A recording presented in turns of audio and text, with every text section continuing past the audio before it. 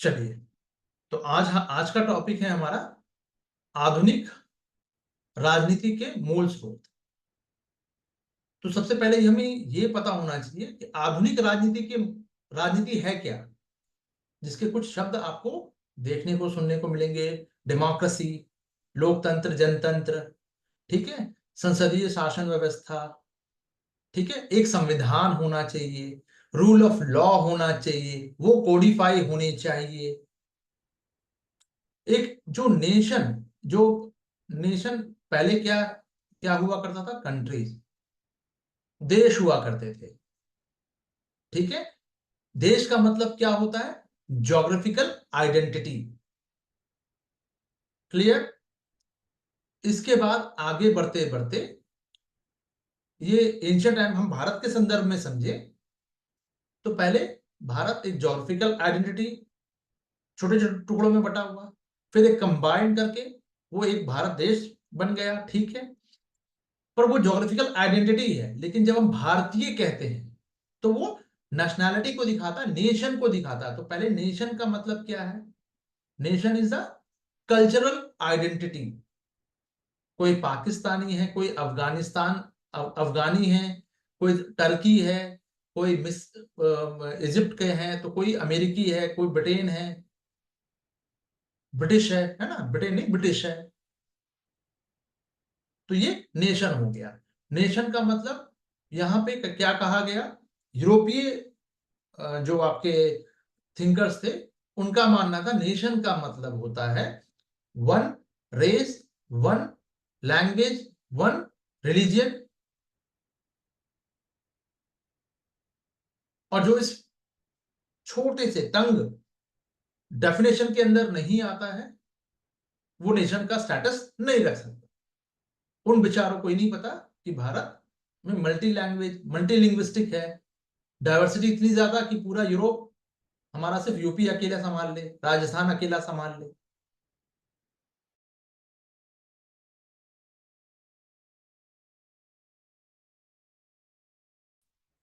आधुनिक राजनीति में वो यूरोप में गढ़े गए। ऐसा नहीं कि बाकी अन्य जगह पे नहीं थे, बट मान्यता इनको मिली। अब इन्हीं की शासन व्यवस्था जो है पूरे विश्व में चल रही है। जैसे लोकतंत्र हो गया, डेमोक्रेसी है, ठीक है, संविधान है, लोग अपने प्रतिनिधियों को चुनते हैं। अब राजा रजवाड़ों का दौर नहीं है, ठीक है। चलिए, तो समाजवादी एक राज्य को कैसा होना चाहिए, एक नेशन स्टेट। तो अब ये 19वीं शताब्दी में अब ये दोनों मिलाकर, अच्छा, एक चीज और छूट रहा था, स्टेट, एक वर्ड और आया, state. State is a political identity. Clear. ये ज्योग्राफिकल आइडेंटिटी है, ये कल्चरल आइडेंटिटी है, और state is a political identity. Clear. तो नेशन, अब इसके बाद क्या आया, नेशन स्टेट का कॉन्सेप्ट।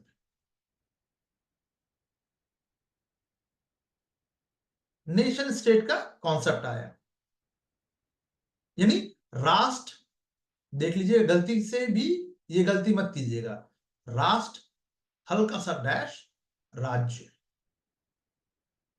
19वीं शताब्दी के लिए यही आपको इस शब्द का इस्तेमाल करना है। गलती से भी गलती मत कीजिएगा, राष्ट्रीय राज मत लिख दीजिएगा।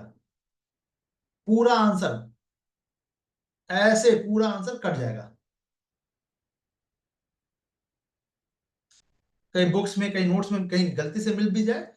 19वीं शताब्दी में की अगर हम बात कर रहे हैं तो नेशन स्टेट,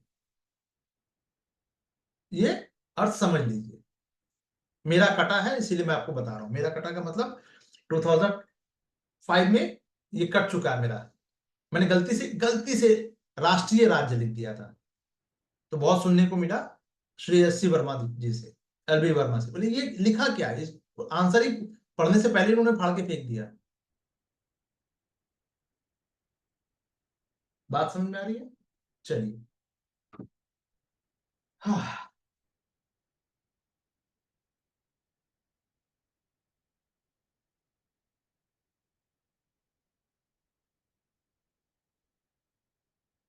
चलिए अब बात कर लेते हैं। तो अब इस यूरोपीय स्टेट सिस्टम क्या है, राजा रजवाड़ा तो वहां भी थे। राजा के बाद फिर राजा को टेक ओवर, धीरे धीरे यूरोपीय राज्यों में को उनके अधिकारों को कर्टेल किया गया, कम किया गया और धीरे धीरे डेमोक्रेसी की तरफ बढ़ा गया। और सबसे पहले अगर हम देखते हैं तो 1215 ईस्वी में संसद तो ब्रिटेन में तभी मजबूत हो गई थी जब राजा को कहा गया, उसके साथ संसद मजबूत हो गई। राजा को सिर्फ सिंबॉलिक कर दिया गया। संसद वहां पे ब्रिटेन में, ये ब्रिटेन में हुआ। तो यूरोपीय राज्य प्रणाली किस प्रकार की थी? आधुनिक समय में। आधुनिक का मतलब क्या हो गया? 1850 1800 सदी के आसपास, जब यूरोप में हमें क्रांति देखने को मिलती है। अभी हम सिर्फ टॉपिक पर डिस्कस करेंगे, उसके बाद हम अमेरिकी क्रांति में आएंगे। ठीक है, पहले मैं आपको ये समझा दूं। तो कोई भी क्रांति का मतलब क्या होता है? क्रांति का मतलब लंबे समय से जो चली आ रही परिपाटी है, शासन व्यवस्था है, उसमें रेडिकल चेंजेस। सत्ता परिवर्तन ही नहीं है बल्कि सिस्टम में परिवर्तन है। तो उसके लिए क्रांति का सहारा लिया गया। अब अमेरिका में ये क्रांति क्यों हुई, हम इसको अमेरिकी क्रांति में डिस्कस करेंगे। अमेरिकी क्रांति के बाद 1776, उसके बाद 1789 में फिर अमेरिकी फ्रांस में क्रांति हो गई। फिर जो अमेरिका में क्रांति हुई, एक संविधान आया 1793 में। ठीक है, तब तक यहाँ पे एक संविधान आ गया। और अब्राहम लिंकन, जो उस क्रांति के बाद जो गृह युद्ध जो अमेरिका में नॉर्थ और साउथ का जो युद्ध हुआ, ठीक है, उसमें फिर दास्ता का उन्मूलन होगा। दास्ता का सिविल वॉर क्यों हुआ? कुछ राज्य औद्योगिक चाह रहे थे, कुछ लोग चाह रहे थे कि नहीं भाई, जो बड़े बड़े सामंत थे वहां पे, सर्फडम जिसको कहा गया वहां पे, कि भाई बड़े बड़े जमींदार हैं, वो अपने गुलामों को अफ्रीका से पकड़ के लाए हैं तो उनको छोड़ने को तैयार नहीं है। तो मजदूर कहां से मिलेंगे? अगर फैक्ट्री सिस्टम उद्योग अगर लगाया जाएगा अमेरिका में, तो मजदूर कहां से आएंगे? तो इसके लिए सबसे पहले दास्ता का उन्मूलन जरूरी है। और जब दास्ता का उन्मूलन कीजिएगा तो आपको सिविल राइट्स देने पड़ेंगे। हम एक एक करके डिटेल में बात करेंगे। तो ये सब चेंजेस हैं। तो ये बेसिकली मूल स्रोत क्या है? ये सब अमेरिकी आधुनिक राजनीति में अगर जो चेंजेस आ रहे थे उस वक्त, वो चेंजेस किसके कारण आए हैं? तो यूरोपीय राज्य प्रणाली के कारण आए हैं, अमेरिकी क्रांति और संविधान के कारण आए हैं, फ्रांसीसी क्रांति और उसके परिणाम के स्वरूप आधुनिक, जैसे पैटर्निटी, लिबर्टी, सोवेनिटी, ये सब कॉन्सेप्ट कहां से आया? इस ये सब इसी क्रांति की देन है। इक्वालिटी, दास्ता का उन्मूलन। और उसके बाद अगर हम ब्रिटिश में जाके देखते हैं तो संसदीय सुधार हो रहा है और अब एक बड़ी कंपनी की मोनोपोली खत्म हो रही है, एकाधिकार वर्चस्व जो है वो समाप्त हो रहा है। और इसका हम अच्छा खासा उदाहरण देखते हैं जब हमें 1833 में भारत में ईस्ट इंडिया कंपनी का के वर्चस्व को पूरी तरह से समाप्त कर दिया गया। यानी ईस्ट की तरफ जो व्यापार आप कर रहे हैं तो उसमें केवल ईस्ट इंडिया कंपनी ही, ब्रिटेन में जो स्थापित ईस्ट इंडिया कंपनी थी, केवल वही भारत से व्यापार कर सकती थी। बट इस एकाधिकार को पहले धीरे धीरे करके कर्टेल किया गया और 1813 में इसको लिमिट कर दिया गया और पूरी तरह से अबॉलिश कर दिया गया कि भाई अब ये खत्म। अब कोई भी ब्रिटेन में जन्मा व्यक्ति या जो ब्रिटेन में अपनी कंपनी भारत से व्यापार करना चाहता है कर सकता है, मुक्त व्यापार। और इसके लिए चार्टर व्यवस्था लाई गई। तो एक एक करके हम इस पर डिटेल में बात करेंगे। तो कुल मिला के आधुनिक राजनीति में जो चेंजेस आ रहे थे उन सब का कारण, ये सब कारण है। ये सिलेबस आपको समझ में आ गया अभी तक?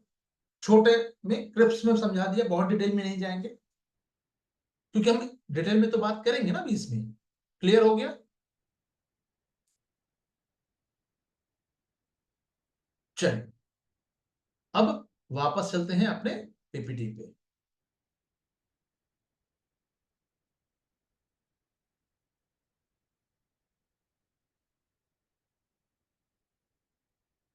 सभी को क्लियर है? सिलेबस तो मैं सिर्फ सिलेबस समझा रहा था और कुछ नहीं। ठीक है, तो यूरोपीय राज्य क्या है ये समझाने की जरूरत नहीं है। अब आते हैं अमेरिकी क्रांति। चलिए क्रांति थोड़ा सा कर लेते हैं, जरा सा 1 मिनट दीजिएगा मुझे।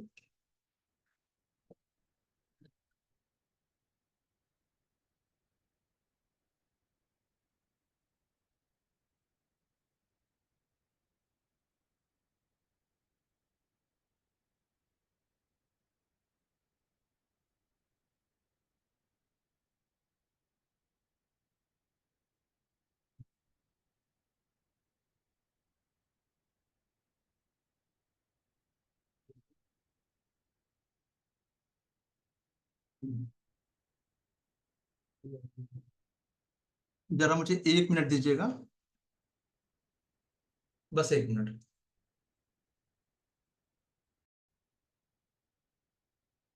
चलिए, तो सबसे पहले हम बात कर लेते हैं अमेरिकी क्रांति।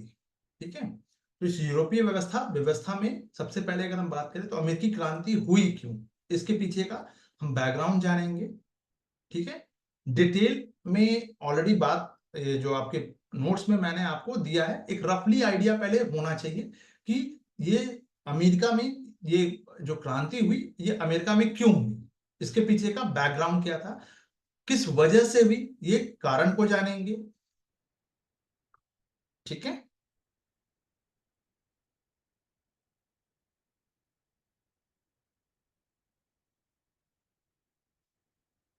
ब्रिटेन क्रांति के दौरान ब्रिटेन की पराजय का कारण क्या था, इसको देखेंगे। क्रांति का प्रभाव क्या हुआ, क्रांति का जो नेचर स्वरूप क्या था ये जानेंगे, और क्रांति के बाद क्या की जो घटना है वो अमेरिकी संविधान का निर्माण है, इसको जानेंगे। तो ये सब मोटे तौर पर अगर आप देखें क्रांति की पृष्ठभूमि, पृष्ठभूमि से नहीं बट क्रांति से 200 वर्ड्स में आपको तैयार कर लेना है। पराजय का कारण, क्रांति का प्रभाव, क्रांति का स्वरूप, क्रांति के पश्चात अमेरिकी संविधान का निर्माण, सब में अगर 200 वर्ड्स का अगर आपने तैयार कर रखा, पीपीटी में मिल जाएगा आपको, अलग से कुछ करने की जरूरत नहीं है इसमें। मेहनत जो करनी है वो मैंने आपको 300 वर्ड्स में बता दिया है। ठीक है, चलिए तो अब एक एक करके इस पे बात कर लेते हैं। ये जो दिमाग में आप याद रखने का तरीका सबसे अच्छा क्या है, जैसे मैंने आपसे कहा आंख बंद कीजिए और मैं जो बोल रहा हूं बस उसको रिकॉल, देखने की जरूरत नहीं है, बस सिर्फ आंख बंद करके सुनिए। अमेरिका में अमेरिकी क्रांति जो है, कोई भी क्रांति होगी तो कुछ तो उसका बैकग्राउंड होना चाहिए। तो पहले बैकग्राउंड आ गया, फिर उसके कारण को हम बात करेंगे। उस क्रांति के दौरान क्या घटना घटित हुई उसको जानेंगे। क्रांति के पश्चात उसका इफेक्ट क्या हुआ, ठीक है, ये जानेंगे। और फिर क्रांति का स्वरूप क्या था, और क्रांति स्वरूप के बाद उसका बाय प्रोडक्ट क्या निकल के क्या आया, यानी उस अमेरिकी संविधान का निर्माण हुआ। That's it. अब आपने आंखों को खोलिए और समझिए जो मैंने आपको बताया, एक फ्रेम बन गया आपके माइंड में। कमेंट करके बताइएगा, चैट बॉक्स ओपन है। ठीक है, चलिए तो सबसे पहले पृष्ठभूमि पे बात कर लेते हैं, यानी कि बैकग्राउंड पे बात कर लेते हैं।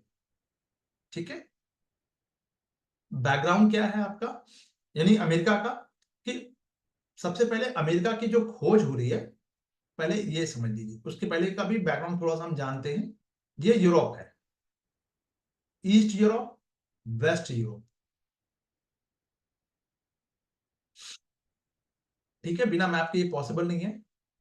ये अफ्रीका हो गया, ये इंडिया हो गया, ये आपका रशिया, और ये इधर चाइना हो गया। ठीक है, ये इधर ऑस्ट्रेलिया है। ठीक है, और ग्लोब में देखिएगा ये वेस्ट आपका साउथ अमेरिका हो गया। भौगोलिक रूप से आपको माइंड में ये मैप मैंने बना के दे दिया। ठीक है, अब हो क्या रहा वो देखिएगा। वेस्ट यूरोप में पोर्चुगल है, स्पेन है, ब्रिटेन है, फ्रांस है, ये सब इनके यहाँ पे सबसे पहले रिनासा हो रहा है, फिर इनलाइटमेंट आया तो जाके नए नए जो विचार थे वो सबको स्प्रेड करना है, पूरे विश्व का विजेता बनना है, कब्जा करना है, इस तरह की बातें थी दिमाग में, है ना। समस्त दुनिया आपके लिए है, मतलब ब्रिटेन वासियों के लिए, और स्पेन और स्पेनिश और फ्रांसीसियों के लिए है ना। पोर्चुगल के लिए है। तो पूरे विश्व को टॉर्टोसिला की एक संधि होती है, एक ट्रीटी होती है, जिसमें कहा गया कि पोर्चुगल जो है वो जाएगा ईस्ट की तरफ और स्पेन जाएगा वेस्ट की तरफ। ये ईस्ट और वेस्ट कैसे डिसाइड होगा? ग्रीनविच से। तो ग्रीनविच के इस तरफ हो गया ईस्ट, इस तरफ हो गया वेस्ट, सॉरी ये हो गया ईस्ट और ये हो गया वेस्ट। क्लियर? तो अमेरिका की तरफ कोलंबस निकल गए और कोलंबस निकल गए और वास्को डी गामा निकल गए ईस्ट की तरफ। अलग अलग समय पे निकले हैं, ठीक है, मतलब आगे पीछे थोड़ा सा है। तो सबसे पहले क्रांति की पृष्ठभूमि क्या रही? 1492 में क्या हुआ है? कोलंबस ने अमेरिका की खोज कर ली। खोज कर ली का काम क्या मतलब है?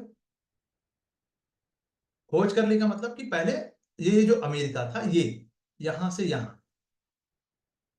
अमेरिका में यूरोपियों के लिए अनजान था।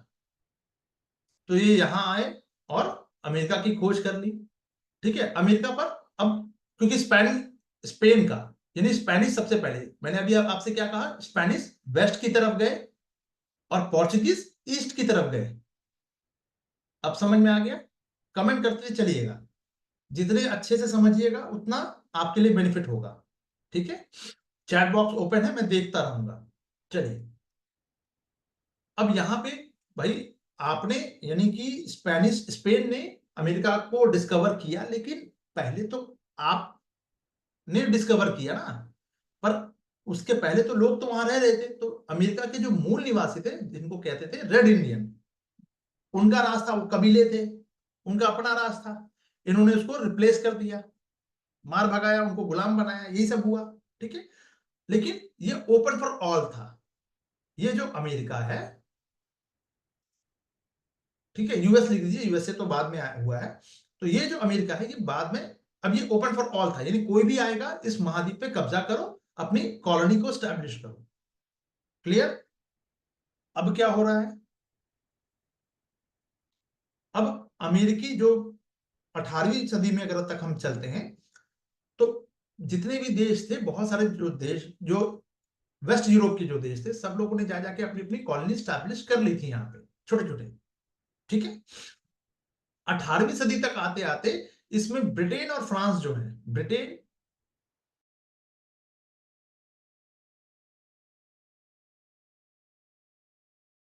कि भारत में हुआ। कितना इजी है, भारत में भी यही था कि भाई पहले पोर्चुगीज आए, फिर डच आए, फिर इंग्लिश आए, फिर डेनिश आए, फिर फ्रांसीसी आए, अंत में फ्रांसीसी आए भारत में। सबको रिप्लेस किसने कर दिया? इंग्लिश ने।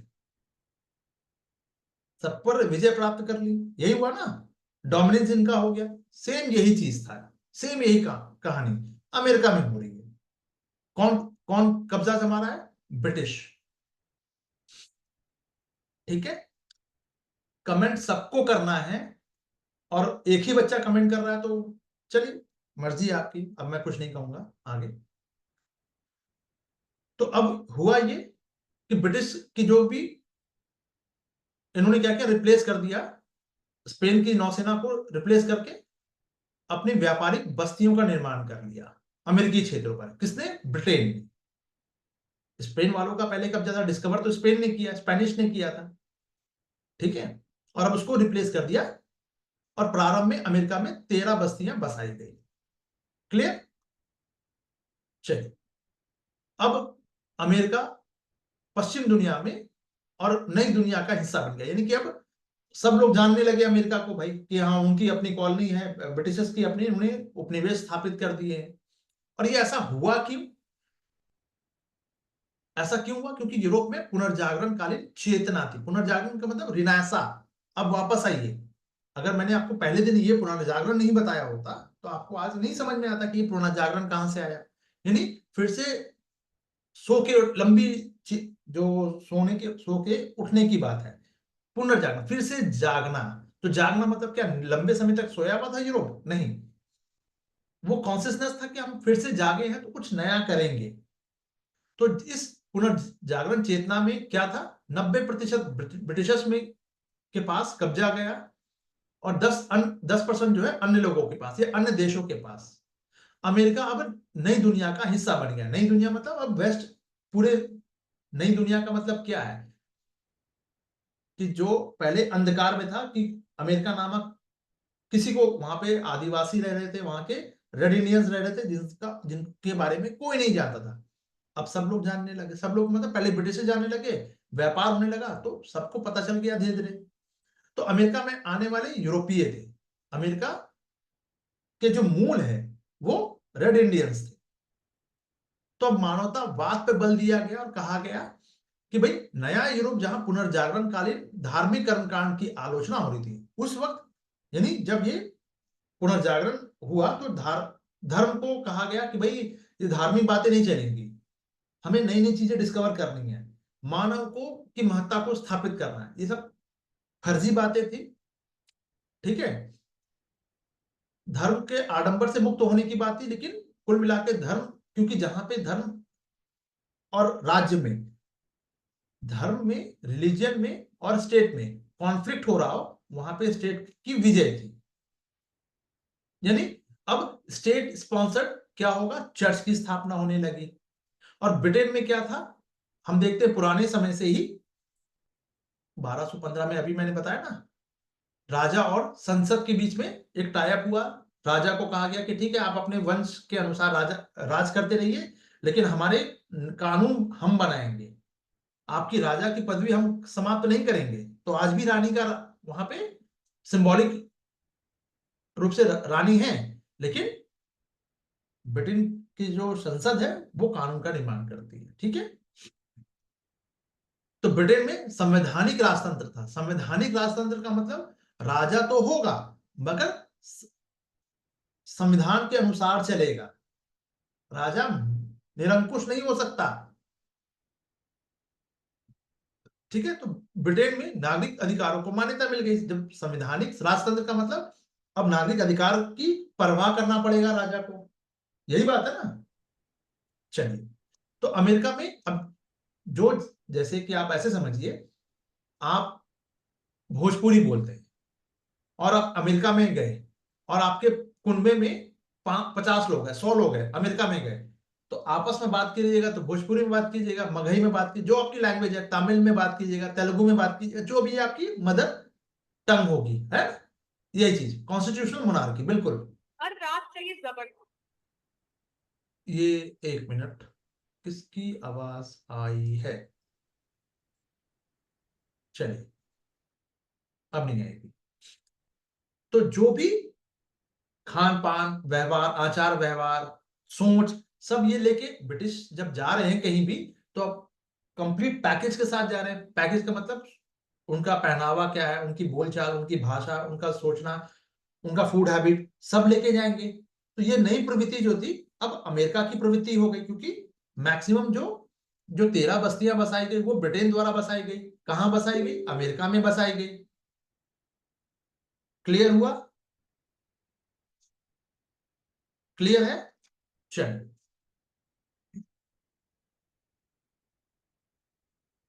अब अमेरिका के मूलवासी कौन है? Red Indian. और अमेरिका में आने वाले यूरोपीय जो ब्रिटिश जो थे, वो नई चेतना से युक्त हैं, अब अमेरिकी बन गए, वो खुद को अमेरिकी कहलाने लगे।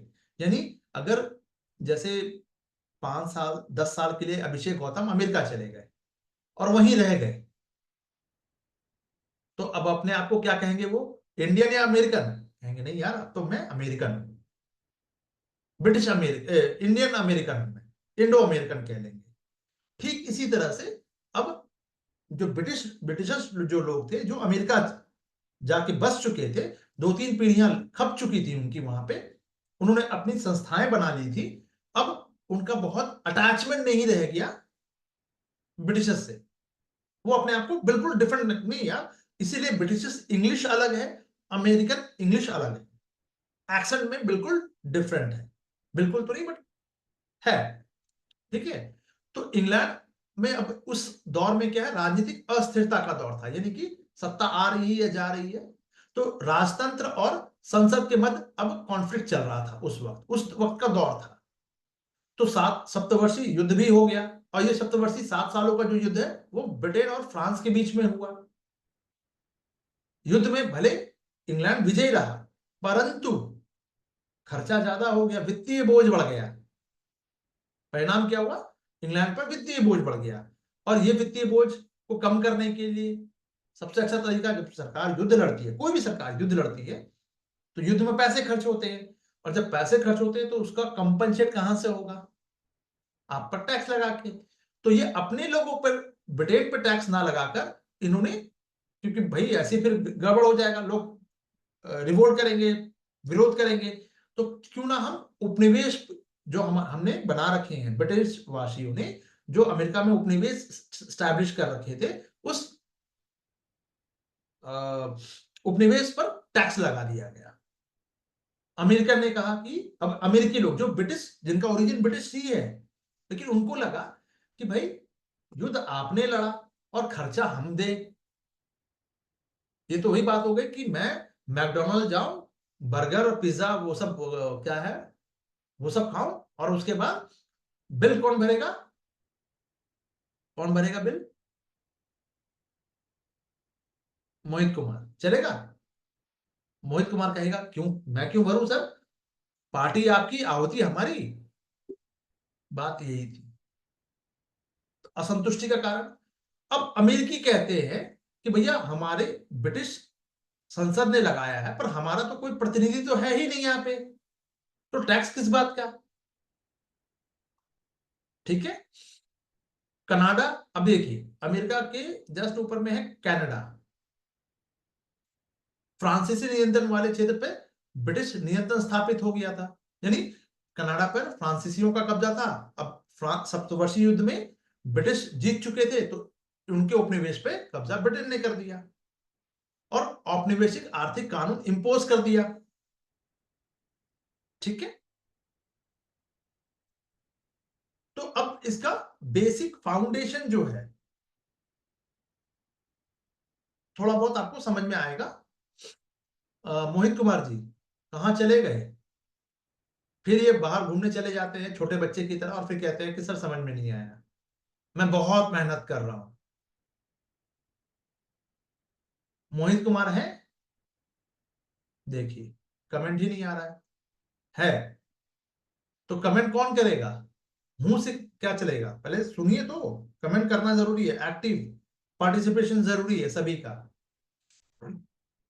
ऑनलाइन के अपने फायदे भी है, तो आप लोगों के लिए नुकसान भी है कि आप लोग कभी भी फोन को, क्योंकि कैमरा ओपन तो करवाया नहीं है मैंने, इसका आप लोग बेवजह फायदा उठाने की कोशिश करते हैं, नुकसान आपका खुद ही का है। चलिए, तो ओरिजिनल में ये 13 कॉलोनीज जो थे, ठीक है। चलिए, तो संसाधन संपन्न थे, रिसोर्सेस फुल था, तभी तो यूरोपियों ने कब्जा किया, अपने उपनिवेश वहां पे स्टैब्लिश किए। अमेरिकी क्षेत्र में 18वीं सदी तक ब्रिटेन और फ्रांस की सशक्त मौजूदगी थी। ये वहां पे रिलाई कर रहे थे, और इनको टक्कर देने वाला कोई नहीं रहा। तो अमेरिकी जो डेमोग्राफिक जो स्ट्रक्चर था, उसमें अब परिवर्तन आने लगा। मान लीजिए कि 10 लाख लोग थे पहले अमेरिका में, रेड इंडियंस, इनके क्षेत्र पे कब्जा किया, इनको मार भगाया, इनको इनको हराया, इनको गुलाम बनाया। इनकी संख्या हो गई 5,000। 5,000 ये ब्रिटिश आ गए, फ्रांसीसी आ गए, तो डेमोग्राफिक चेंज हो गया। और भी अन्य यूरोपीय राष्ट्र के जो थे वो लोग आने लगे। तो मूल निवासी रेड इंडियन और नई चेतना से युक्त जो ब्रिटिश और यूरोपीय, ब्रिटिश थे, अन्य यूरोपीय थे, इन दोनों के बीच में क्या होगा? कॉन्फ्लिक्ट ही होना है। और इस कॉन्फ्लिक्ट में जीतेगा कौन? ऑब्वियस है, अमेरिकी जीत, मतलब जो ब्रिटिशर्स है वो जीत गए। और 2-3 पीढ़ियों के बाद वो खुद को अमेरिकी कहने लगे। अब वो अपने उससे संबंध नहीं रखना चाह रहे थे, क्योंकि ब्रिटिश एक सरकार तो, देखिए वहां पे क्या था, आप ऐसे भी समझिए, ये अमेरिका में ब्रिटिश सरकार तो थी, बट कॉमन ब्रिटिशर्स भी तो थे, अब जो अब अपने आप को अमेरिकी मानने लगे। ठीक है। तो उपनिवेशों में अब स्वतंत्रता की चेतना आने लगी कि भैया हमारे ऊपर टैक्स क्यों इंपोज हो रहा है। शासन व्यवस्था जो है वो दोषपूर्ण है, क्योंकि जो शासन व्यवस्था ब्रिटेन में है वो शासन व्यवस्था उपनिवेश में नहीं है। तो ये भेदभाव क्यों? इसके लिए एक सप्तवर्षीय युद्ध जो फ्रांस और ब्रिटेन के बीच में लड़ा गया और ब्रिटेन उसमें विजयी हुआ। तो इन सब कारगुजारियों को देखते हुए अमेरिकी क्षेत्र में बौद्धिक चेतना का विकास होता है कि अब वो अवेयर होते हैं कि यार हमारा तो शोषण हो रहा है। अब इस बौद्धिक चेतना कैसे आएगी? वहां के जो समाजवादी या जो इंटेलेक्चुअल क्लास है उनकी वजह से आएगी। उसमें टॉमस पेन का नाम आता है, जेम्स ओटिस का नाम आता है, बेंजामिन फ्रैंकलिन का नाम आता है और हेनरी लॉरेंस का नाम आता है। ये सब इंटेलेक्चुअल क्लास थे। इन्होंने ही फिर ये आग लगाई क्रांति की या मशाल जलाई। ठीक है, तो ये महाद्वीप जो है लंबे समय से किसी विदेशी शक्ति के अधीन रहेगा या किसी प्रकार से तर्कसंगत नहीं लगता, ये बेंजामिन फ्रैंकलिन कहते हैं। इसका मतलब क्या था? इसका मतलब ये था, ये महाद्वीप का मतलब अमेरिकी जो महाद्वीप है हर बार ब्रिटेन के अधीन रहे या स्पेन के अधीन रहे या फ्रांस के अधीन रहे। क्यों भैया, क्यों रहे? कोई लॉजिक है? यही लॉजिक इंडिया में लागू हो, है ना? हेनरी लॉरेंस तो कहते हैं या तो मुझे स्वतंत्रता दे दो या तो मुझे मार दो, इससे कम में बात नहीं बनेगी। तो लोग उद्वेलित हो गए, प्रोवोक हो गए, भैया अब हमें स्वतंत्रता चाहिए। ठीक है, औपनिवेशिक आर्थिक कानून क्या था इनका कि नौ परिवहन कानून, व्यापारिक कानून, औद्योगिक कानून, सब में भेदभाव था। क्यों? अमेरिका का व्यापार केवल इंग्लैंड से चलेगा और उसके उपनिवेश जो है उससे चलेगा। ओके के जहाज नहीं, यूके, यूके, ओके नहीं यूके होगा, यूके के जहाज के माध्यम से चलेगा। यानी कोई भी, ये अमेरिका में कोई भी जहाज आएगा तो ब्रिटेन से ही आएगा। कोई अगर भारत चाहे या कोई और अन्य देश चाहे कि भाई हम अपना जहाज माल यहां ले आके बेच दे, नहीं हो सकता। आपको पहले कहां जाना होगा? ब्रिटेन। ब्रिटेन से फिर ये जहाज उसको लेके जाएगा, ब्रिटिश जहाज ही लेके जाएगा अमेरिका। ये तो दादागिरी हो गई। कुछ वस्तुओं का निर्यात अमेरिका जो में बहुत सारे जो रिसोर्सेज है उन सबको निर्यात वो सभी देशों को नहीं कर सकता, केवल ब्रिटेन को करेगा और किसी को नहीं कर सकता। ये क्या बात हुई? कोयला, लोहा, जो भी है, पेट्रोल, सब ब्रिटेन को करेगा और कहीं किसी को नहीं करेगा। ये तो कोई बात हुई नहीं। औद्योगिक क्रांति में अमेरिका में उन वस्तुओं का उत्पादन प्रतिबंध कर दिया गया जिसका उत्पादन इंग्लैंड में हो रहा है। यानी इंग्लैंड मान लीजिए अगर जूता बना रहा है, शू, तो अमेरिका नहीं बनाएगा। ब्रिटेन अगर शर्ट बना रहा है तो कोई भी फैक्ट्री, शर्ट बनाने की फैक्ट्री नहीं लगने वाली है अमेरिका में, क्योंकि हम बना रहे हैं बॉस, आप नहीं बनाओगे। यानी हमारी जलेबी की दुकान है तो आप जलेबी की दुकान नहीं खोलोगे, आपको हम ही से जलेबी खरीदना है। कुछ इस तरह की बात है। तो भेदभाव दिख रहा है। चलिए हम डिटेल में जाएंगे इस पे अभी। ना अभी ब्रिटिश शासकों की नीतियां क्या थी, जैसे ग्रैनविले की नीतियां क्या थी, ये इन्होंने स्टाम्प एक्ट और शुगर एक्ट लेके आए। नॉर्थ, लॉर्ड नॉर्थ की चाय नीति, ये टाउनसेंड अधिनियम के द्वारा इंपोज किया गया। इस पे भी हम बात करेंगे, चर्चा करेंगे अभी। ठीक है, तो कुल मिला के अब निकल के सामने क्या आ रहा है? कुल मिला के ये ब्रिटेन अमेरिका का शोषण कर रहा है, जैसे कि भारत में कर रहा था। जैसे ब्रिटेन का उपनिवेश भारत था, सेम उसी प्रकार से अमेरिका भी ब्रिटिश ही उपनिवेश था। सप्तवर्षीय युद्ध की बात करें, ये देख लीजिए, ये जो सप्तवर्षीय युद्ध है इस पे बात कर लेते हैं। सम्मिलित जो देश था, यानी इसमें कौन कौन शामिल हुए इस युद्ध में, 7 सालों तक लगातार चला है ब्रिटेन और फ्रांस के बीच में। और ये किस एरिया में था? तो वर्तमान में संयुक्त राज्य अमेरिका और कनाडा का, दोनों को मिलाकर ये नहीं अमेरिका में ही लड़ा गया। यानी अमेरिका एक अनजान भूमि, ये ब्रिटेन है, ये फ्रांस है, ये दोनों कहां लड़ रहे हैं जाके? यहां पे अपने अपने कब्जे के लिए। क्या अमेरिकियों से पूछा गया? नहीं। तो सेम यही चीज क्या ये भारत में नहीं कर रहे थे? जरा सोच के देखना, बिल्कुल एज इट इज। इसीलिए बहुत आसान है ये, कंपेयर करोगे तो आसानी से आपको इसके एक एक लाइन आप वहां उठा के आधुनिक भारत में लिख सकते हो। हाँ, वर्ल्ड हिस्ट्री में आधुनिक भारत का नहीं लिखना है, ये ध्यान रखना। क्लियर है? सॉरी, चलिए,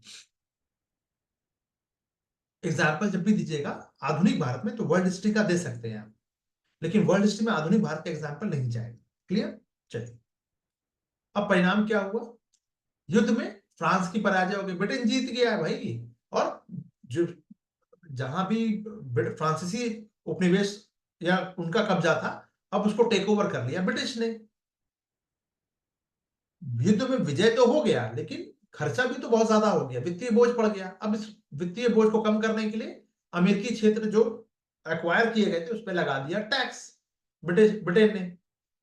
तो ब्रिटिश मूल के जो अमेरिकी थे और मूल निवासी जो अमेरिकी, यानी मूल निवासी जो थे, एक तो रेड इंडियंस, तो एक तो मूल निवासी कौन है वहां पे? दो लोग हैं अमेरिका में, दो लोग हैं। एक तो यूरोपीय लोग हैं और एक दूसरा रेड इंडियंस है। इन दोनों के बीच में कॉन्फ्लिक्ट, ठीक है। और जब इसको मूल निवासियों को रिप्लेस कर दिया यूरोपीय ने, यानी जो नए नए अभी अमेरिकी बने हैं, सत्ता इनके हाथ में आई, सत्ता नहीं आई, पावर आया थोड़ा सा, जमीन पे कब्जा इन्होंने कर लिया। लेकिन अब इस पे कब्जा करने के लिए ब्रिटेन आ गया, कहा कि यार तुम तो हमारे यहां से ही आए हो, इसीलिए तुम ब्रिटेन से आए हो, इसलिए हमारा हक बनता है। यानी कल को अभिषेक गौतम मान लीजिए कि एक नए जगह की खोज कर ले, तो भारत सरकार जाके कहे कि नहीं नहीं, क्योंकि तुम भारतीय रहे हो 2200 साल पहले, इसलिए तुमने जो भी खोजा है उस पर हक पहले मेरा बनता है। कुछ इस प्रकार की कुतर्क की बात थी, ठीक है। आइए, तो अब ये अमेरिकी क्रांति की बात हम कर लेते हैं। तो यानी क्रांति क्यों? यानी सत्ता में परिवर्तन।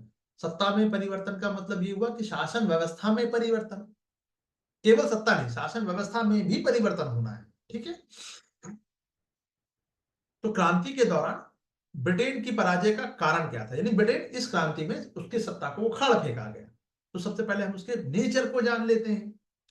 तो ब्रिटेन और अमेरिका के बीच की जो दूरी है वो काफी दूर, बहुत ज्यादा था ये,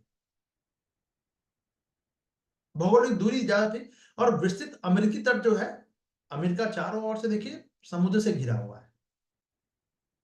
तो ब्रिटेन द्वारा अमेरिकी लोगों की नवीन जागृत चेतना को ना समझना, यानी अब जो यूरोपीय पहले जाके 3 पीढ़ी 4 पीढ़ी से बस चुके थे, वो अपने आप को स्वतंत्र समझ रहे थे कि भैया हमें ब्रिटेन से मतलब नहीं है, हमें फ्रांस से मतलब नहीं है। तो जो अमेरिकी थे वो मल्टीनेशनल थे। मल्टीनेशनल मतलब कोई स्पेन से आया, कोई अमेरिका से आया, कोई इंडिया से चला गया, ऐसे एग्जाम्पल दे रहा हूं, अलग अलग देशों से गए, कोई पोर्चुगीज से चला गया, स्वतंत्र जाके यहां बस चुके हैं, 2-3 पीढ़ियां खप चुकी हैं। अब वो अपने आप को ब्रिटिश नहीं मान रहे, अपने आप को फ्रांसीसी नहीं मान रहे, वो अपने आप को अमेरिकी मान रहे हैं। और ब्रिटेन कह रहा है कि भैया तुम तो हमारी मलकियत हो।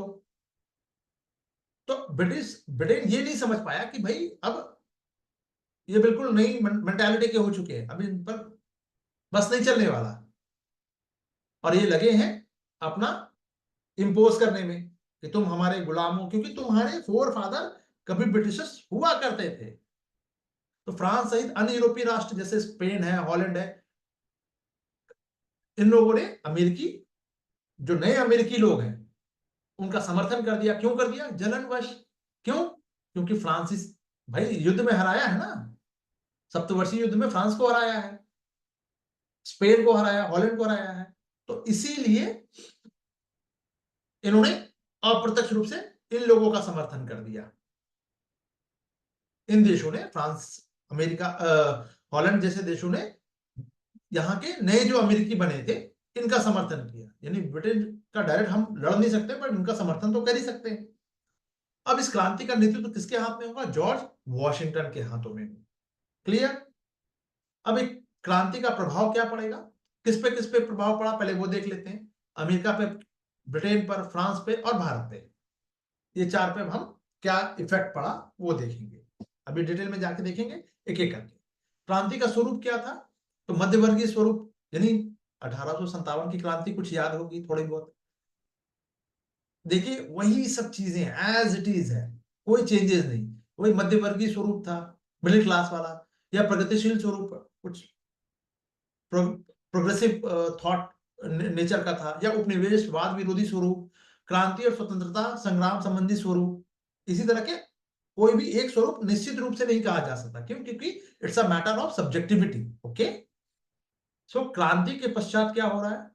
अमेरिकी संविधान का निर्माण होगा। तो ये संविधान बनाने में प्रेरक तत्व कौन थे? संविधान निर्माताओं के समक्ष क्या क्या समस्याएं थी, संविधान की क्या क्या विशेषताएं थी, उसके कुछ लिमिटेशन भी होंगी संविधान का, फिर हम एक इवैल्यूएशन करेंगे। ठीक है, सबके शॉर्ट नोट्स होने चाहिए, वो आपको यही मिल जाएगा एक एक करके। तो सबसे पहले हम एक एक करके बात कर लेते हैं, इंग्लैंड की पराजय का कारण क्या था। तो नेचर क्या था? नेचर था,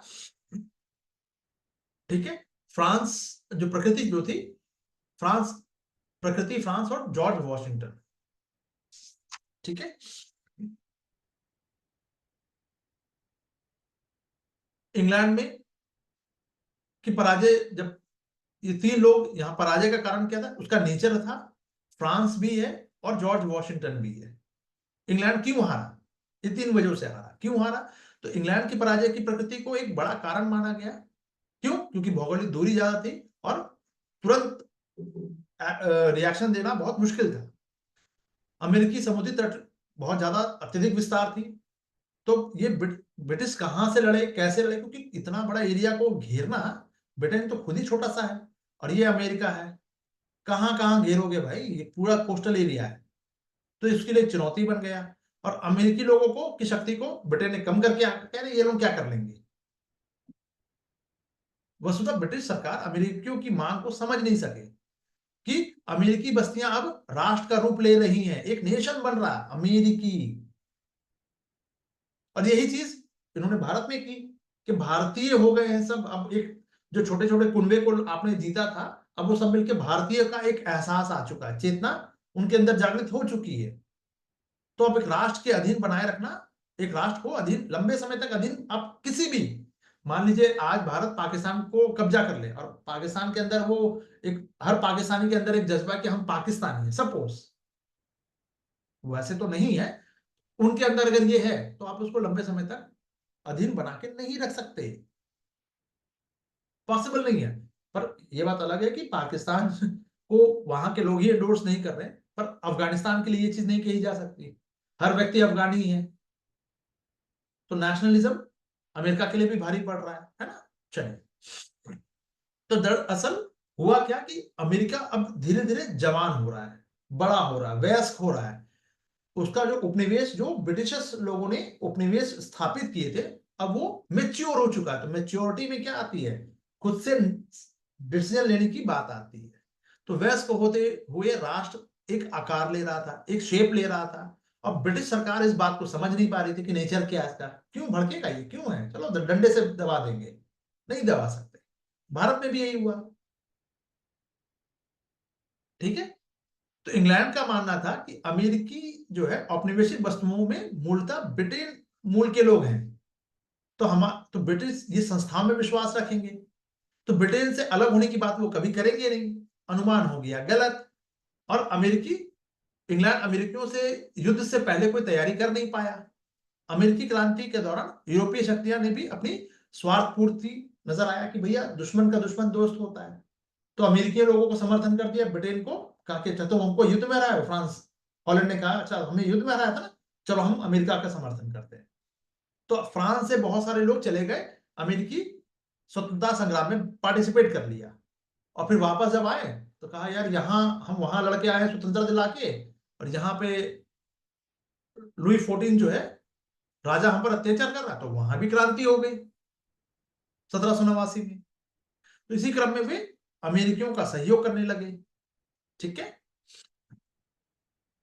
चलिए, अब फ्रांस सप्तवर्षीय युद्ध में अपनी, चूंकि हारा है तो पराजय का बदला लेना है, तो इसने सैन्य सहायता दे दी अमेरिका को।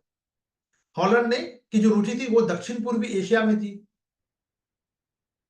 दक्षिण पूर्वी एशिया का मतलब ये है आपका भारत और ये है दक्षिण पूर्वी एशिया। तो हॉलैंड, क्योंकि यहां पे ब्रिटेन का कब्जा था भारत में इस वक्त, ठीक है, तो क्यों ना हम इस पे फोकस कर लें अभी। तो अपने दक्षिण पूर्वी एशिया में हॉलैंड जो है अपनी स्थिति को मजबूत करने में लगा रहा। स्पेन जो है जिब्राल्टर पर, स्पेन जो कंट्री था देश, वो जिब्राल्टर पर नियंत्रण करने के लिए, भैया इस सी रूट पे अगर हम कब्जा कर लेंगे तो जितने भी व्यापारिक जहाज आना जाना होगा सबसे टैक्स वसूलेंगे। तो व्यापारिक लाभ लेना चाह रहा था, सबके अपने अपने मफाद थे, सबके अपने अपनी ख्वाहिशें थी। तो इन शक्तियों को सम्मिलित संघर्ष ने क्या किया, सब लोगों ने मिलजुल कर अंग्रेजों, जो ब्रिटिश है, इंग्लैंड है, इनको कर दिया पराजित। तो इसी तरह से जॉर्ज वॉशिंगटन ने अपनी कुशलता से विभिन्न अमेरिकी जो औपनिवेशिक अमेरिकी बस्तियों को, जो 13 बस्तियां थी, उनको कर दिया एकजुट, और एक युद्ध लड़ने के बाद उसमें जीतने के पश्चात संविधान का निर्माण करके अमेरिकी पक्ष को और मजबूत कर दिया कि हम एक नेशन है, हमारे पास अपना एक संविधान भी है। तो उसने विदेशी शक्तियों का सहयोग प्राप्त किया। किसने? जॉर्ज वॉशिंगटन ने। क्यों? क्रांति की शक्ति जो नेतृत्व जॉर्ज वॉशिंगटन कर रहे थे, इनके पहले राष्ट्रपति बनते हैं, ठीक है, और विदेशियों से सहयोग भी लेते हैं। गौर से समझिएगा, विदेशियों से सहयोग भी लिया है। तो भारत में भी इसी तरह की बातें उठेंगी कि चलिए हम भी ब्रिटेन को हराने के लिए विदेशों से सहयोग ले लेते हैं, चाहे वो गदर पार्टी हो 1913 की, जो विदेशों में जाके सहयोग प्राप्त करने की कोशिश कर रही थी, चाहे वो सुभाष चंद्र बोस हो कि एक लास्ट धक्का दे दो, ब्रिटेन कमजोर है, हम जापानियों का साथ देंगे, जर्मनी का साथ देंगे। कुछ बात समझ में आ रही है? कुछ मैच कर पा रहे हो? हाँ। तो ये ऑलरेडी स्थापित, मतलब हेंस प्रूव्ड वाली बात थी, सिद्ध, स्वतः सिद्ध वाली बात थी। ऐसा हो चुका है, कूटनीतिक परिचय दिया इन्होंने और सशस्त्र संघर्ष के माध्यम से इंग्लैंड को पराजित कर दिया। तो भारत में भी था कि भाई हम भी लड़के हरा सकते हैं, बट कुछ लोग कहते थे कि नहीं यार, क्योंकि अमेरिका में क्या था, एक प्लस पॉइंट ये था कि अमेरिका में, अब देखिए भौगोलिक दूरी की बात अगर की जाए तो फिर भी वो भारत से तो कम से, भारत, ब्रिटेन और अमेरिका के बीच की दूरी और ब्रिटेन और भारत के बीच की दूरी ज्यादा कौन सी है? भारत की दूरी। तो हम तो लड़के कर सकते थे, बट हमने लड़ाई की ही नहीं, हमने संघर्ष जो है बहुत इसको डिले किया है। जैसे आप अपने यूपीएससी की सफलता को डिले कर रहे हैं, कर लेंगे यार, अभी थोड़ा सा घूम लेते हैं, शादी विवाह विवाह में पड़ोसी के शादी में चले जाते हैं, ऐसा कुछ अभिषेक गौतम, है ना? चलिए, तो इसी तरह से कुशल नेतृत्व और संगठनकर्ता की भूमिका ने अमेरिकियों को सफल बनाया। क्लियर? चलिए, अब आइए अमेरिकी क्रांति का परिणाम क्या हुआ। परिणाम में वही अलग अलग देशों पे क्या क्या प्रभाव पड़ा। जैसे अमेरिका में क्या प्रभाव पड़ा, तो राजनीतिक संरचना में परिवर्तन आ गया, एक लिखित, विश्व का पहला लिखित संविधान मिल गया, ठीक है, गणतंत्रात्मक, यानी लोग अपने प्रतिनिधियों को चुनेंगे और वो प्रतिनिधियों के माध्यम से ही शासन किया जाएगा, ठीक है, और जनता की संप्रभुता यानी सोवेनिटी। सोवेनिटी का मतलब किसकी चलेगी, किसकी मनमर्जी चलेगी? जनता की, जनता ही सर्वोपरि है, भारतीय संविधान में भी है। शक्ति का पृथक्करण के सिद्धांत को अपनाया गया। देखिए बिल्कुल नई चीज, शक्ति का पृथक्करण का मतलब क्या है?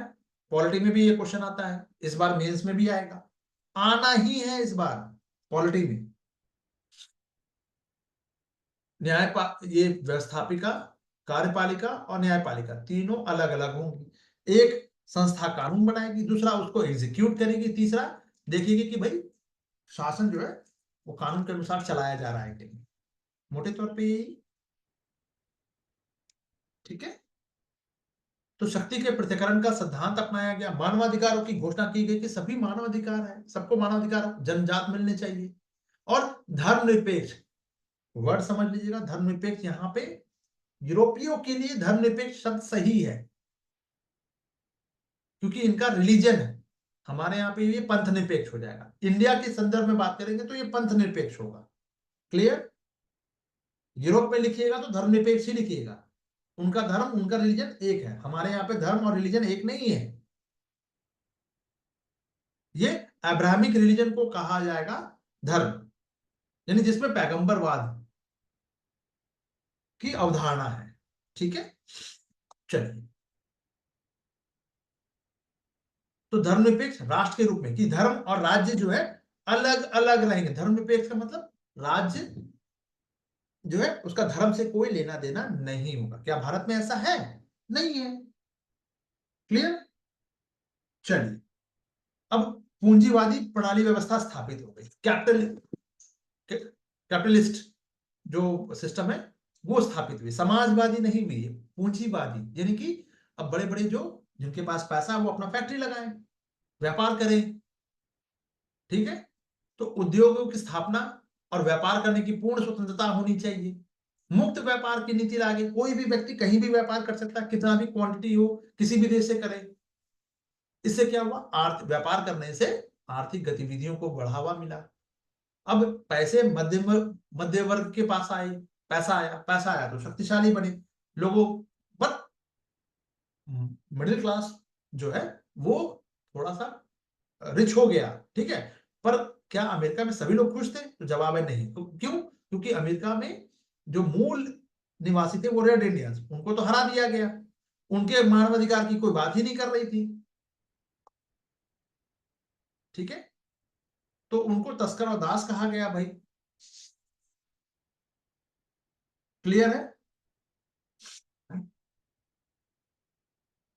चलिए, क्लियर हो गया। ये लोग खुश नहीं थे। इंग्लैंड पे क्या प्रभाव पड़ा? तो इंग्लैंड तो हार गया है भाई, है ना? तो उसका उपनिवेश उसके हाथ से चला गया। जॉर्ज जो तृतीय है, उनके शासन और नीतियों की, क्योंकि उस वक्त ब्रिटिश जो सम्राट थे वो जॉर्ज तृतीय थे, उनके शासन की आलोचना में कह रहे आपके चक्कर में हार गए, आपकी नीति बकवास थी। राजतंत्र की जब शक्ति को कम किया गया और संसद की शक्ति में वृद्धि की गई, कि संसद का राजतंत्र में हस्तक्षेप सीमित कर दिया गया, कि भैया अब राजा की पावर लिमिटेड कर दी गई, आप ज्यादा इंटरफेयर नहीं कर सकते। अब इंग्लैंड के सम्मान में कमी आ गई, क्योंकि उसका उपनिवेश, उसने अपना अमेरिका खो दिया है। अब अमेरिका खो दिया है तो चलो कुछ तो नाक कट गई है, अब उसको कुछ भरपाई करनी चाहिए। क्या किया जाए? चलो भारत पे कब्जा जमाते हैं।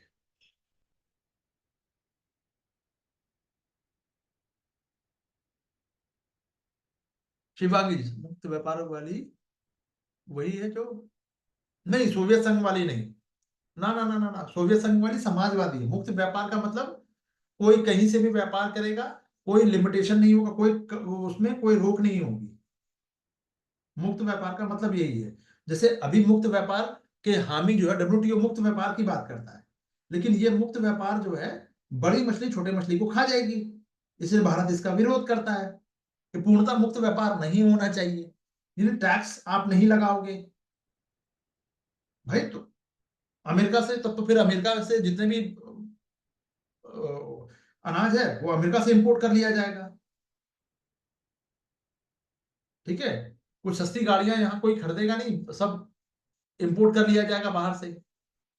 तो मुक्त व्यापार भारत के संदर्भ में तो उचित नहीं कहा जा सकता है ना। चलिए, तो ये मुक्त व्यापार की ये जो गाना बजाया जा रहा है, जो ये आज तक चला आ रहा है कि मुक्त व्यापार होना चाहिए। क्यों? क्योंकि वो उनके पक्ष को सपोर्ट कर रहा है ना भाई, उनको सपोर्ट कर रहा है, उनकी मेंटालिटी को, उनके सिद्धांत को सपोर्ट कर रहा है, हमें नहीं। ठीक है, चलिए। ऑस्ट्रेलिया और न्यूजीलैंड पर अब इन्होंने, ब्रिटिशर्स ने क्या किया? कब्जा जमा लिया। अब ऑस्ट्रेलिया और न्यूजीलैंड क्या था? बेसिकली ऑस्ट्रेलिया ही एक तरह समझिए, ये ब्रिटेन में जो भी लोग अपराधी होते थे या जिसको बाहर निकालना होता था, तड़ी पार करना होता था, तो ये देखिए यहाँ पे ब्रिटेन है और यहाँ ऑस्ट्रेलिया है। तो घूम के अगर थोड़ा सा जाइएगा तो ये बगल में है। ये देखने में आपको बड़ा लग रहा है पर ये पास पास है। द्वीप था, महादेश था। ऑस्ट्रेलिया इन्हीं लोगों से बसा है। जितने भी लोगों को सजा देनी होती थी ऑस्ट्रेलिया भेज दिया गया, यानी एक तरह का जेल था वो। ठीक है, तो अपराधी किस्म के व्यक्ति ज्यादा रहे हैं ऑस्ट्रेलिया में, ऑस्ट्रेलिया के मूल में। ठीक है, जो ब्रिटेन से भेजे गए थे सजा के रूप में। चलिए, तो श्वेत उपनिवेशों के प्रति अब सहानुभूति, यानी कि भाई हमारे ही मूल के लोग हैं, ओरिजिन के लोग हैं, ब्लैक नहीं है, रेड इंडियन नहीं है, तो चलो यार थोड़ा सा उदारवादी पूरी तरह से खात्मा ना किया जाए। मुक्त व्यापार की नीति में अब विश्वास करने लगा इंग्लैंड भी। ठीक है, जिससे कि अब अमेरिकी और इंग्लैंड व्यापार में वृद्धि होगी, क्योंकि दोनों का जो बॉडी कलर है वो तो गोरा ही है ना। तो कभी भी देखिएगा, आज भी आप ब्रिटेन और अमेरिका के बीच में कभी कोई कहा सुनी नहीं होती है, अरे हमारे ही पूर्वज थे, सब चलता है। तो इनकी बात तो समझ में आती है, बट हमारे यहाँ पे, चलिए फ्रांस की बात करें, तो फ्रांस चूंकि ब्रिटेन को नीचा दिखाना था, अमेरिकी क्रांति में सहयोग भागीदारी बना, क्योंकि बदला लेना था उसको सप्तवर्षीय युद्ध का। तो फ्रांस ने जो आर्टिलरी से हर तरीके से मदद की, उससे फ्रांस पर वित्तीय बोझ बढ़ गया, आर्थिक दिवालियेपन का शिकार हो गया, जन कठिनाइयां बढ़ गई। अब वहां भी क्रांति का मार्ग प्रशस्त हो गया, क्योंकि राजा उसकी सुनवाई करने को तैयार नहीं, टैक्स और इम्पोज कर रहा है वो। तो अमेरिकी क्रांति में भागीदारी करने वाले जो सैनिक जो थे, जो अमेरिका में लड़ रहे थे, वापस जब अपने देश आते हैं, तो अपने देश आकर उन्होंने क्रांति का बिगुल फूंक दिया, क्योंकि भाई हमें भी स्वतंत्रता चाहिए, फैटर्निटी चाहिए, मानवाधिकार चाहिए। तो लफायते नामक सैनिक कमांडर ने इसकी इसमें उल्लेखनीय भूमिका रही। लफायते ये सैनिक कमांडर है जो अमेरिकी युद्ध, जो क्रांति तो अमेरिकी क्रांति को कुछ हद तक फ्रांस की क्रांति को प्रेरित किया गया।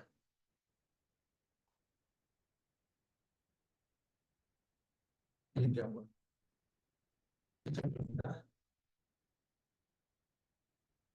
अरे इसका बैटरी खत्म हो गया।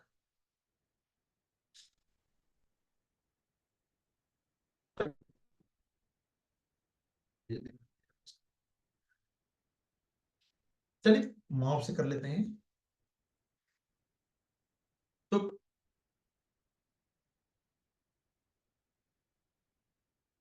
हम क्या देखते हैं, ब्रिटेन ने अमेरिकी स्वतंत्रता संग्राम से सीख लेकर आरंभ से ही भारत पर कठोर नियंत्रण स्थापित किया, कि भैया वहां छाछ का जला है तो दूध दूध का जला है, तो छाछ भी फूक फूक के पिएगा। तो ब्रिटेन को सबक मिल चुका है, एक उपनिवेश जा चुका है, अब भारत भी कभी भी जा सकता है, ताकि भारतीयों में स्वतंत्रता पूर्व कार्य करने की परंपरा विकसित ना हो, क्योंकि अमेरिका में शुरू से ही वो स्वतंत्र प्रवृत्ति को उन्होंने खुला छूट दे रखा था। तो भारतीय राज्य एकजुट ना हो सके, डिवाइड एंड रूल करो। ठीक है, ब्रिटिश सरकार ने भारत में उसी वक्त पीट्स इंडिया एक्ट लेके आ गई, 1784। 1773 में रेगुलेटरी एक्ट आया, कंपनी पे कब्जा किया, कंट्रोल में ले आए, फिर पीस इंडिया एक्ट लेके आ गए। तो सहायक संधि प्रणाली, फूट डालो राज करो की नीति, भारत पर अपना नियंत्रण को इन्होंने मजबूत किया। ठीक है, तो अमेरिकी स्वतंत्रता संग्राम में ब्रिटेन को एक साम्राज्य से, यानी अमेरिका से वंचित कर दिया, लेकिन दूसरे साम्राज्य की नींव डाल दी, मजबूत कर दिया। वो दूसरा साम्राज्य कौन था? भारत। क्लियर है? कमेंट करके बताइए।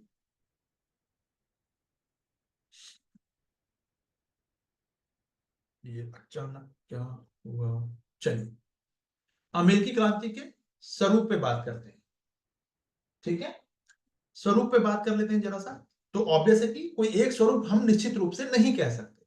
अमेरिकी क्रांति के दौरान जॉर्ज वॉशिंगटन जैसा एक नेतृत्वकर्ता तो था ही, साथ ही जेम्स ओटिस थे, टॉमस पेन, ये सब बुद्धिजीवी जो थे, हेनरी लॉरेंस, इन लोगों ने अमेरिकी प्रबोधनकारी चिंतन से परिचित कराया। भारत में भी ये चीजें हुई हैं, राजा राम मोहन रॉय, दयानंद सरस्वती, देख लीजिए सब भारत में भी है। तो अमेरिकी क्रांति हो या भारत की क्रांति हो, मोटे तौर पे अगर एक को समझा तो दोनों समझ लिया आप, बस थोड़े नाम अलग अलग है, जगह का के नाम और पर्सन के नाम आपको अलग मिलेंगे, बाकी चीजें वैसे ही हैं, कहानी वही मिलने वाली है।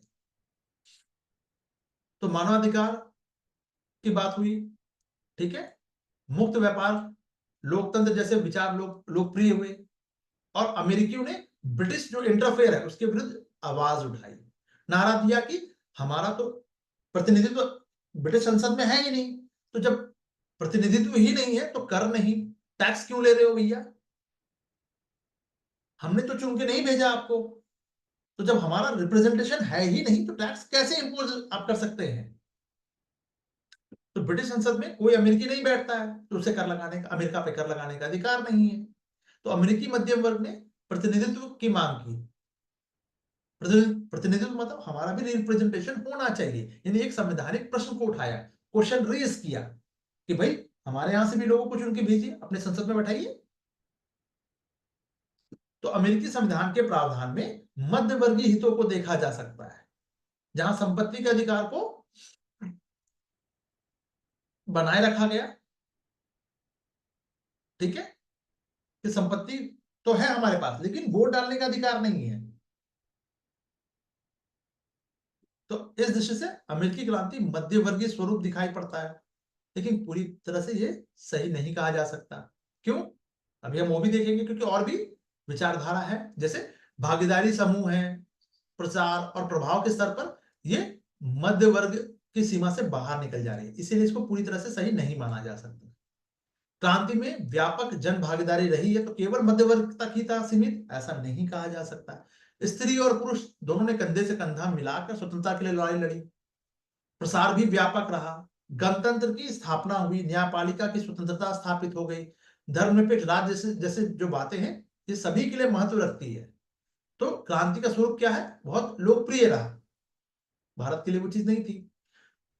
एक विचारधारा कहती है, यानी हम जो एनालिसिस करते हैं तो प्रोग्रेसिव नेचर की को देखते हैं, जैसे कि अमेरिकी क्रांति जो है ये ब्रिटिश औपनिवेशिक जो नियंत्रण से मुक्ति प्राप्त कर रही है, स्वतंत्रता प्राप्त कर रही है, और अपना एक संविधान भी, लिखित संविधान ये दे रहे हैं, गणतंत्रात्मक शासन प्रणाली की बात हो रही है, ठीक है, मानवाधिकारों की घोषणा हुई, धर्मनिरपेक्ष राज्य की स्थापना हुई, शक्ति के पृथक्करण का सिद्धांत को लागू किया गया।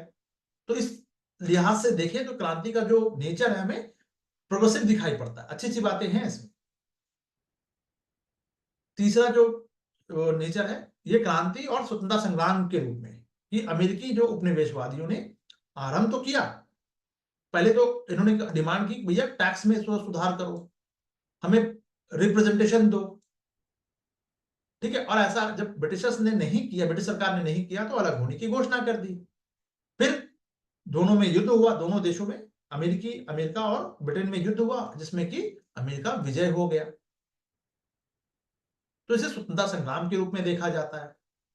लेकिन तो फिर सवाल उठता है कि स्वतंत्रता संग्राम है तो फिर क्रांति कैसे? क्रांति इसलिए क्योंकि इसने ना सिर्फ अमेरिका में व्यापक परिवर्तन लेके आए, बल्कि पूरे विश्व के समक्ष इन परिवर्तनों को भी इन परिवर्तनों का लक्ष्य रख दिया कि सब लोग अपने अपने देश में जाके, जो दूसरे देश ने कब्जा कर रखा है उनसे स्वतंत्र होने का अधिकार है उनके पास। तो गणतंत्र, लिखित संविधान, मानवाधिकारों की घोषणा, धर्मनिरपेक्ष राज्य की स्थापना अमेरिका के साथ साथ विश्व के लिए भी क्रांतिकारी थी, ठीक है। कुछ लोग का कहना है कि नहीं भाई ये जो अमेरिकी क्रांति है इसका उपनिवेशवादी विरोधी स्वरूप था, कि उपनिवेश के विरोध में स्टार्ट हुआ। तो बिल्कुल ऑब्वियस सी बात है, ये ब्रिटेन के, अमेरिकी क्रांति जो है वो ब्रिटेन के औपनिवेशिक नीतियों के विरुद्ध विश्व की पहली क्रांति थी, इसमें कोई दो राय नहीं है। अमेरिकी ने ब्रिटिश वणिकवादी नीतियों का विरोध किया, यानी कि जो व्यापारिक नीति थी उसका विरोध कर रहे थे वो, जैसे कि मैंने आपको ऊपर बताया, चाय नीति लॉर्ड नॉर्थ की नीति है। आप कोई सिर्फ ब्रिटेन का जहाज ही माल लेके आएगा, यानी कोई भी भारत को अगर कुछ सामान अमेरिका भेजना है तो डायरेक्ट ना भेज के पहले ब्रिटेन भेजना पड़ेगा, फिर ब्रिटेन, भारतीय जहाज से ब्रिटेन के जहाज में उस माल को लादा जाएगा, फिर ब्रिटेन का जहाज उसको अमेरिका लेके जाएगा। तो ये फालतू की चीजें थी, तो इसलिए इस वणिकवादी नीति का विरोध किया गया और युद्ध करके फिर इसमें विजय प्राप्त की गई। तो उपनिवेशों के लिए अमेरिकी क्रांति मुक्ति का आदर्श बन गई कि भैया स्वतंत्रता मिल सकती है हमें। जहां जहां भी उपनिवेश स्थापित कर रखा है औपनिवेशिक देशों ने, वहां की जनता को खुद मुख्तारी लड़ने का अधिकार है। तो इस दृष्टि से इसका स्वरूप उपनिवेशवादी विरोधी दिखाई देता है। ठीक है, क्लियर है? जल्दी से बताइए, क्लियर है? चलिए अब बात कर लेते हैं जरा सा। जैसे देखिए, प्रतिनिधित्व नहीं वाली बात है, प्रतिनिधित्व नहीं तो कर नहीं, कैसे है, क्या है? एक संघ बनाया गया था जो 13 राज्यों का था। ये मैं लिख नहीं पाऊंगा कि ये अचानक इसने काम करना बंद कर दिया। एक मिनट, क्यों कर दिया बंद?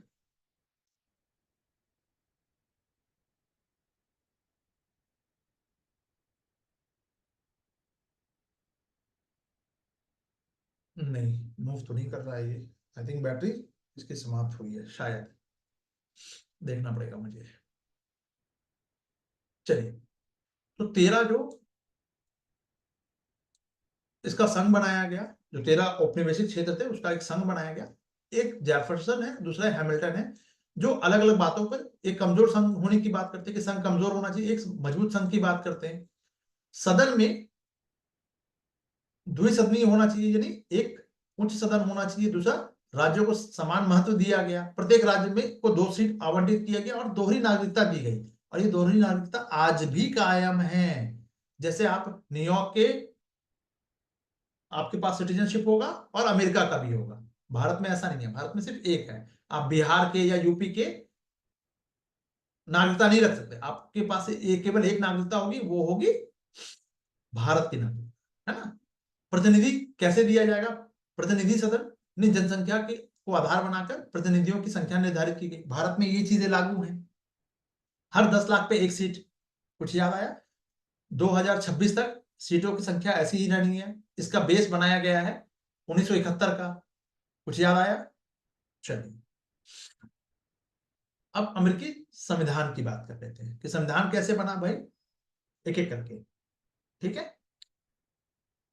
तो संविधान निर्माताओं के समक्ष क्या समस्या थी कि भाई अब संविधान कैसे बनाया जाए कि जहां सभी वर्गों की आकांक्षाएं शामिल हो, सभी लोग वर्गों का प्रतिनिधित्व करें, अमेरिकी राष्ट्र की संकल्पना को एक प्रैक्टिकल वे में हम इसको अंजाम तक पहुंचाएं, व्यवहारिक राज्य के रूप में इसको लागू किया जा सके।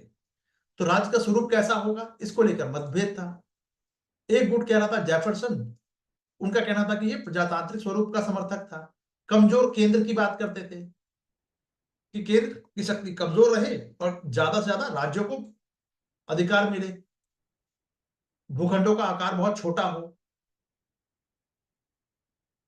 जबकि दूसरी तरफ हैमिल्टन कहते हैं कि भाई एक मजबूत संघ का निर्माण होना चाहिए, यानी कि केंद्र मजबूत होना चाहिए। तो सरकार की शक्ति जनता जनसाधारण में नहीं बल्कि उच्च वर्ग में निहित होनी चाहिए और बड़े आकार वाले भूखंड होने चाहिए,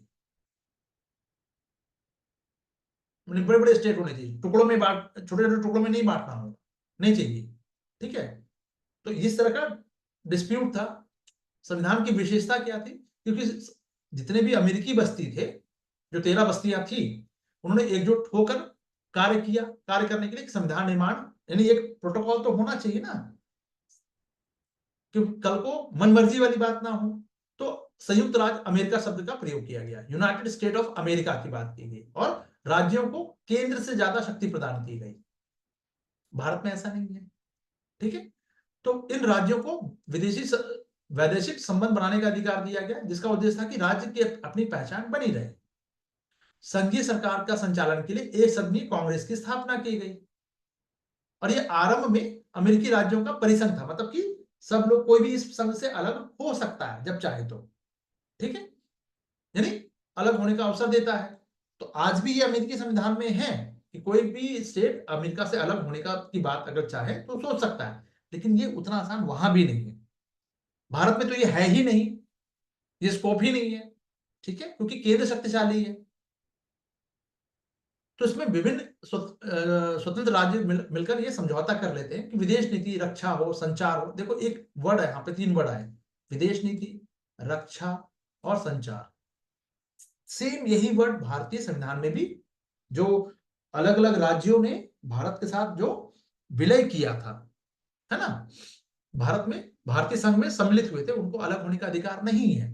और ये 3 जो चीजें हैं वो केंद्र को सौंपनी पड़ेंगी। कश्मीर के साथ भी वही है, बिहार के साथ भी वही है, राजस्थान के साथ भी वही है।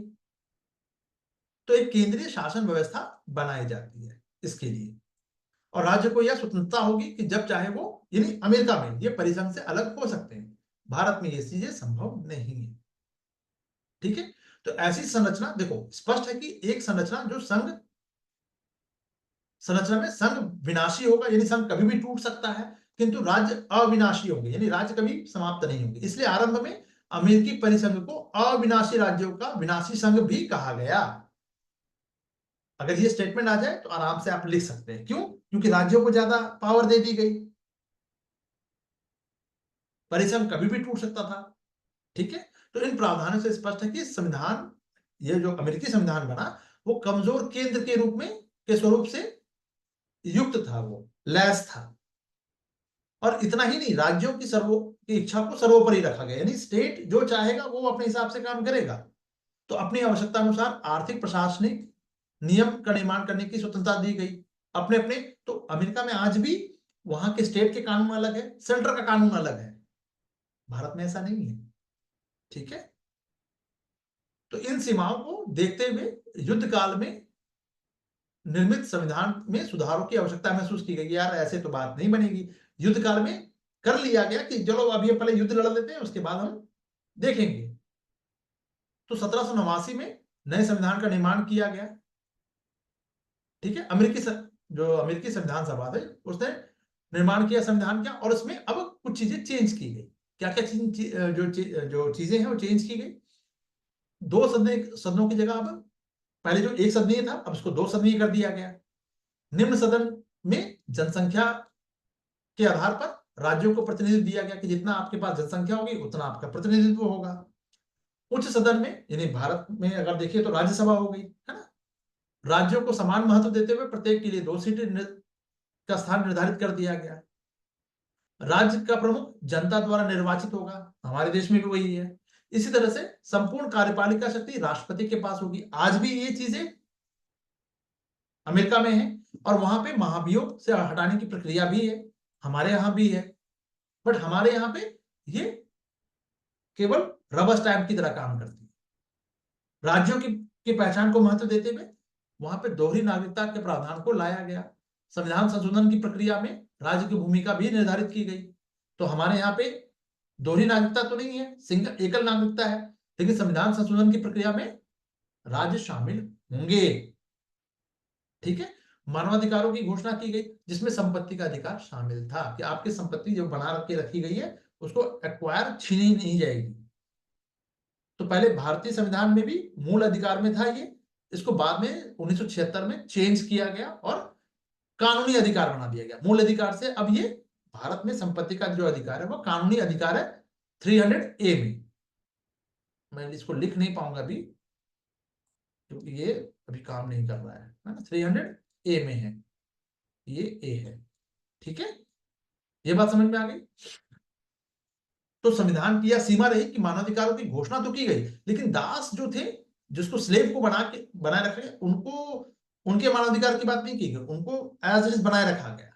साथ ही साथ जो वोटिंग राइट है, जो भारत में तुरंत मिल गया था, महिलाओं को वहां नहीं मिला।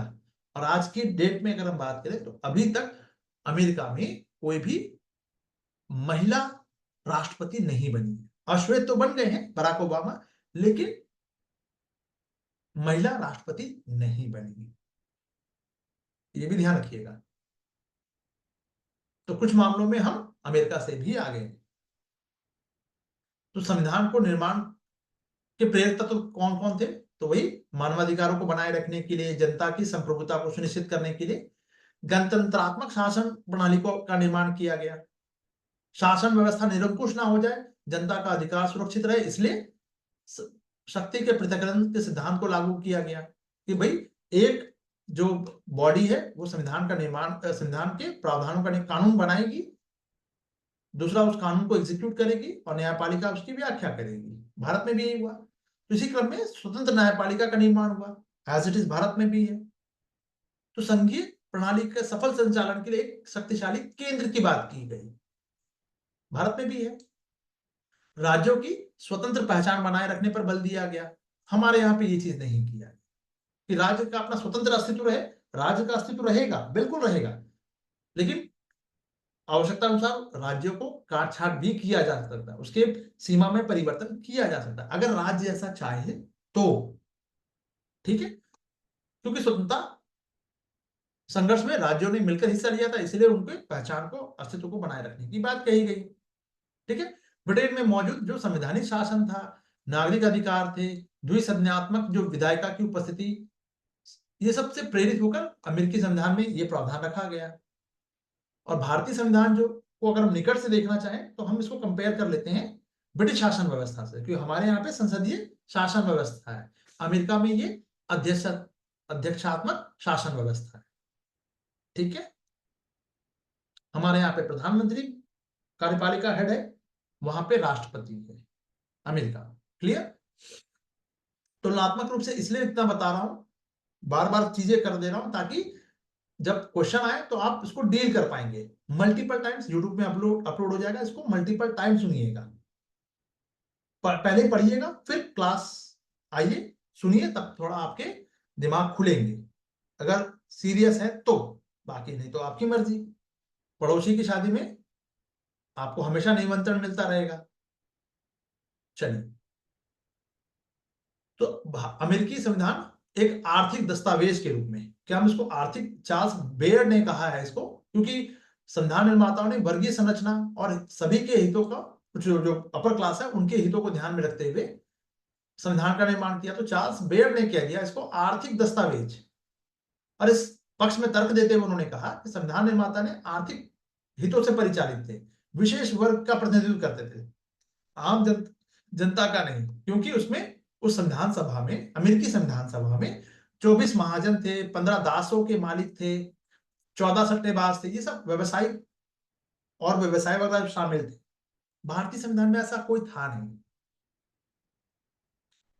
तो जिन व्यक्तियों ने संविधान का निर्माण किया उनमें अपने अपने पक्ष में झुकाए रखने की, यानी अपने स्वार्थ पूर्ति की इच्छा दिखाई देती है। इसीलिए पूंजीवादी अर्थव्यवस्था को लागू करते हुए संपत्ति के अधिकार को बनाए रखा गया, दास प्रथा को भी बनाए रखा गया, क्योंकि ये उनके मफाद में था, उनके हितों में था, उनके हितों की पूर्ति करता था। ये बात समझ में आ गई? चलिए,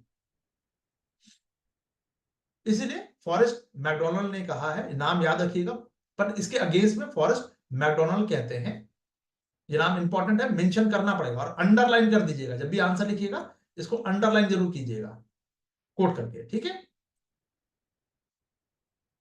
संविधान निर्माता चाहे किसी किसी विशेष आर्थिक क्षेत्र से संबंधित रहे हो, लेकिन जब संविधान सभा का सदस्य बने तो संविधान निर्माण के दायित्व से भी लैस थे कि भैया उनके ऊपर जिम्मेदारी थी, अपनी वर्गीय संरचना और वर्गीय पहचान को समाप्त करके संविधान सभा के सदस्य के रूप में वो कार्य कर रहे थे।